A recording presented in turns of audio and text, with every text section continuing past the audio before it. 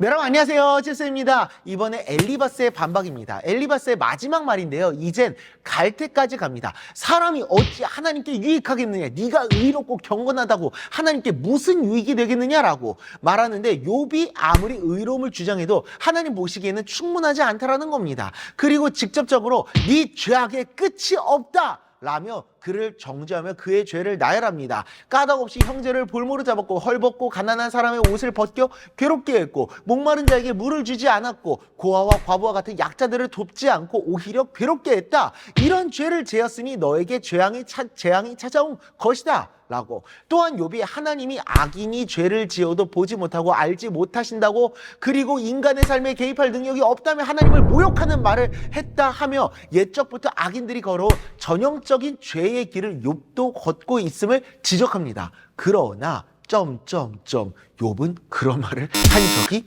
없습니다.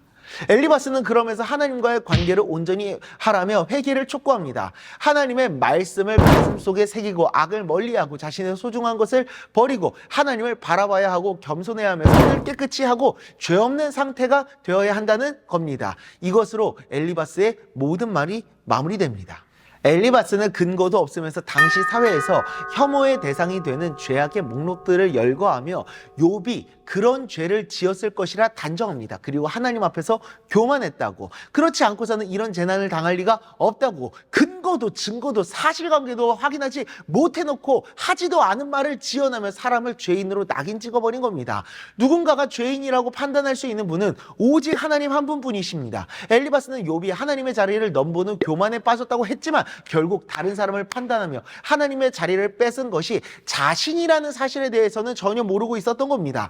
야고보서 4장 11절입니다. 형제들아, 서로 비방하지 말라. 형제를 비방하는 자나 형제를 판단하는 자는 곧 율법을 비방하고 율법을 판단하는 것이라. 네가 만일 율법을 판단하면 율법의 준행자가 아니요 재판관이로다.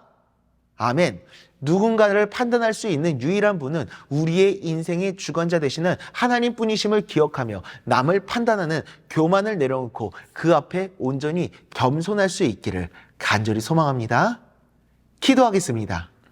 하나님 아버지, 이 세상에 누군가를 판단할 수 있는 분은 오직 하나님 한 분뿐이심을 기억하며 남을 함부로 판단하여 하나님의 자리를 넘보는 것이 아니라, 넘어서는 것이 아니라, 월권을 하는 것이 아니라 늘 언제나 겸손한 마음으로 다른 사람을 함부로 판단하지 아니하고 하나님의 뜻을 묻고 나는 나를 향한 하나님의 뜻과 부르심에 순종함으로 하나님의 뜻을 이루며 나아가는 우리가 될 수 있도록 주님 은혜 내려 주시옵소서. 예수님의 이름으로 기도드리옵나이다. 아멘.